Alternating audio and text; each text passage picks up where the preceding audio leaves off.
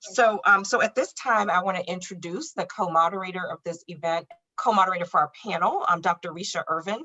She is an assistant professor of infectious diseases in the Department of Medicine at the Johns Hopkins University School of Medicine, and a really another person that sees her mission as an infectious disease specialist and commitment to the community as a mission. And it's really been a pleasure to partner with her on educating our community about the vaccine. So Dr. Irvin, I will turn it over to you. Thank you so much, Dr. Golden. We've had such a tremendous interest in this forum and received, hundreds of questions about COVID-19 vaccines and really overall community engagement.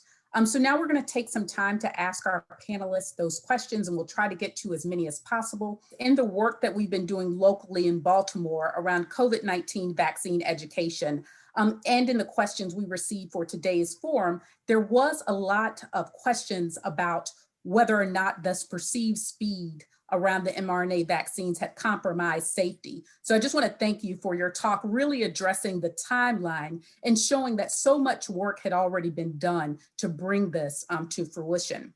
Mm-hmm. We've also gotten a lot of other questions about in the community. And so wanted to pose a few of those to you. One that we've gotten a lot is, if a person has had COVID-19 prior, should they get a COVID-19 vaccination? And if so, when that should be? The current recommendation via the CDC and the FDA is that, yes, if you have had COVID-19 prior, that you should still get vaccinated. And I could go into the science behind that, but only to say that I think that we all are aware that while they are rare, there are reinfections that are occurring with people, and especially as we start to come across these new variants, people who have had COVID-19 before, it seems like they are having very low antibody responses against those new variants. Whereas the vaccine, as we published actually on Monday, it was like the most tweeted paper this week, so I'm excited about that. But as we published on Monday, the vaccines seem to be showing that you are eliciting still robust antibody responses against those variants. And so there is a really, really intricate amount of differences between what is a vaccine response and the response from natural infection. And all encompassing, we understand that the point of a vaccine is to do better than natural infection. And so yes, please get your vaccine. And the recommendation is that if you've had a recent COVID infection, that you wait about a month before you get your first shot. Thank you so much. Another question we're getting is, really, can you tell us anything about how long the vaccine lasts? And are people going to need booster shots? So if you could expand on that a little bit.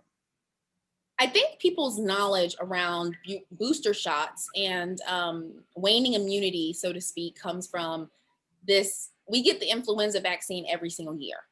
And what goes into that is that influenza is just a very rapidly mutating virus, far more than what you're hearing about in the media with the virus that causes COVID-19 and its mutations.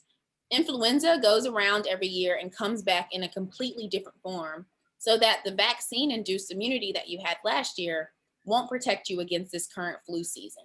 That does not seem to be the case with these COVID-19 vaccines. I can't really speak to how long immunity lasts outside of what is published, but we don't seem too concerned, at least as far as the phase 1 participants are concerned. We've published data out for day 119, and just, understanding that the immune responses are not waning to any significant amount.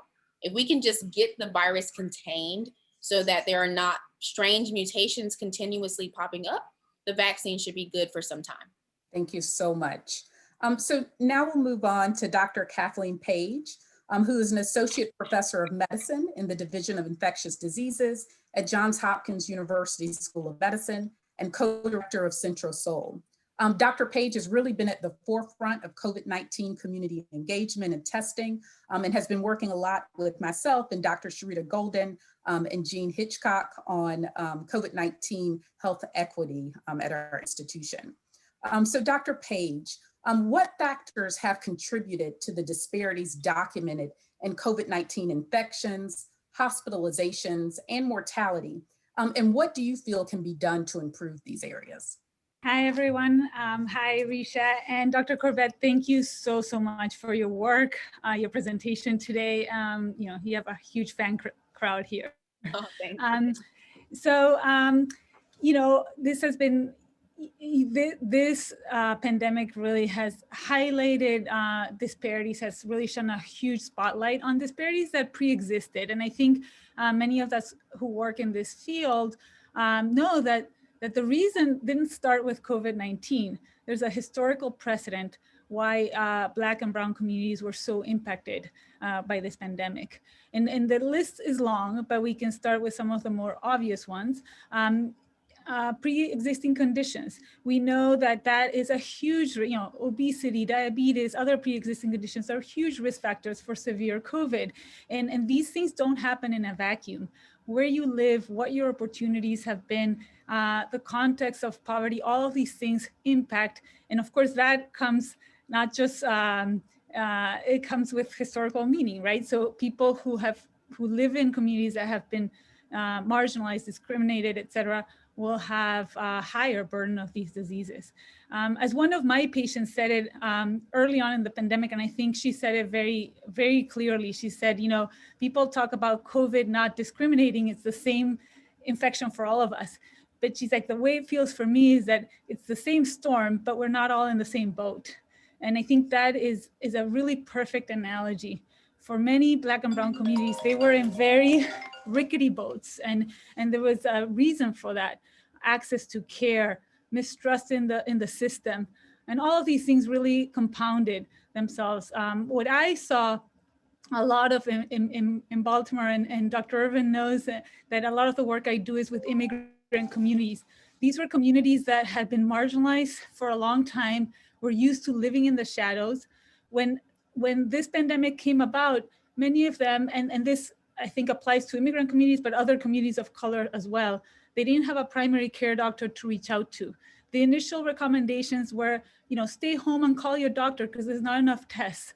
Well, if you don't have a doctor to call, what ended up happening is that people stayed home for a long time, not knowing what to do, getting sicker and sicker, and sometimes, and in many cases, transmitting to everyone they loved. Because again, with poverty comes living in crowded housing and shared spaces where isolating and the recommendations that were made to many of us were not possible. And add to that work, we know that many essential workers that really helped us through this pandemic, that helped all of us who were able to have the luxury of staying home and working at home, we were able, those of us who were able to do that is because we had computers, we had certain types of jobs, and because there were people out there working and making the economy run. And most of those people were brown and Black people, many of them in low-income jobs without the right protections. And so this really was a perfect storm that hit vulnerable and low-income communities in a way that that really, at least, is almost unprecedented, but also not surprising. And I think in terms of what we need to do moving forward is, first of all, we need to acknowledge that when we talk about vaccine access and delivery and mistrust, of course there's mistrust because people have lived in these circumstances where we need to gain the trust, and it's not that easy, and it's understandable why people may be a little suspicious if a system has not worked for them throughout history. Secondly, access. There are these beautiful algorithms about phase 1, phase 2, phase 3, and there's no argument about them in terms of age, et cetera. But the truth is that to get to people, we need to be where people are.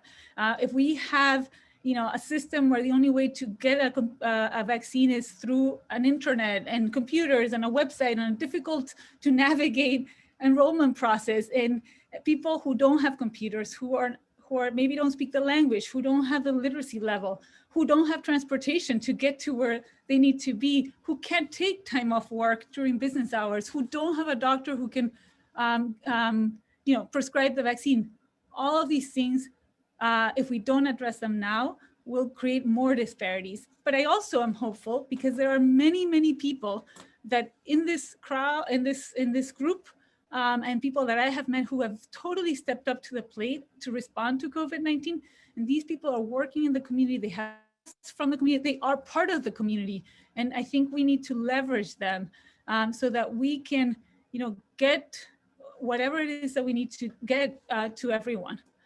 So I'm going to stop here, but I'm happy to answer more questions. Thank you so much, Dr. Page, and for all you've done and really shining a light on these disparities and making us think how we can reach Black and Brown communities. I'd like to turn to Dr. Hrabowski now. So Dr. Freeman A. Hrabowski is president of the University of Maryland, Baltimore County, and a COVID-19 vaccine trials participant, as Dr. Corbett mentioned earlier. So Dr. Hrabowski, you're a very well-known leader in Maryland, and you chose to participate in a COVID-19 vaccine trial and to speak publicly about that decision. Can you tell me why you chose to participate in the trial and what led you to discuss it publicly in the community? I could say it rather flippantly and say because Dr. Kizzmekia Corbett told me to do so. And let me be very clear. Most Americans have never seen a Black woman standing in front of a national audience saying that she's leading a team in the development of a vaccine. And this of building trust among. I think we're having some cutting out here, so we're going to see if we can get him on the phone potentially, or see if we can get him back up, because we really want to hear his words, and particularly since he has a relationship with Dr. Corbett, that's so important. So I'll move on to Reverend Hickman. So Reverend Hickman is the director of Sisters Together in Reaching and a leader in HIV and hepatitis C testing in our community, and also a COVID-19 vaccine trials participant. And she has just been so wonderful in partnering with us on so many different programs at Johns Hopkins, and really thankful to her for her leadership and her mentorship.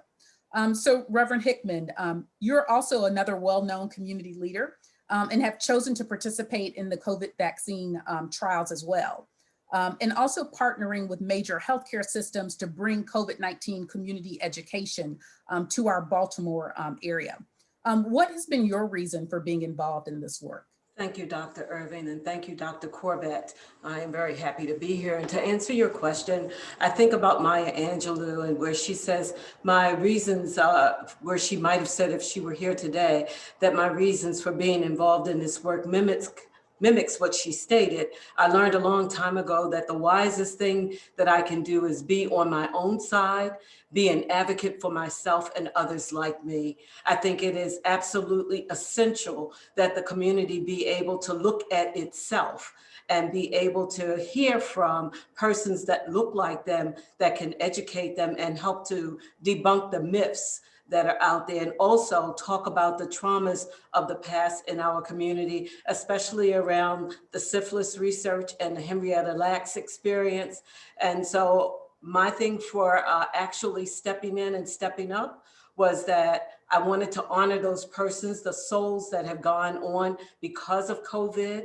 I wanted to also honor and be a hero in my family to say that we can do this. We only need to know the facts and do the research. And so I wanted to leave behind a legacy to make certain that we are never fearful of things that everyone is saying, but know the facts and be able to share those facts in a way that anyone in our community that we actually were engaging would be able to say, I can listen to you, I understand, because I can speak the language, whether it's on the street corner with the persons that have no home to go to and have to live in a place where you are impacted by 4 and 5 different families living in the same household, and the things that they need to do. I could take to them all of the things that Dr. Corbett spoke of about vaccines and understanding, and put it into a language and even situations that they could really relate with. And so that's why I actually stood up to say, this is where I need to be. I need to be in rooms where you, Dr. Irvin, are, and where you, Dr. Page, have been, and all of us here in this panel have been, so that we could take it to the streets, take it to the church. We could take it inside of a business space and say, these are the facts, and this is how I can prove these facts to you. And so therefore I signed on for the Novavax study, because one big reason it did not have the mRNA, the messenger RNA, which I was a little, paranoid myself about. I always will tell you a truth, but I like the fact that it was non-messenger RNA.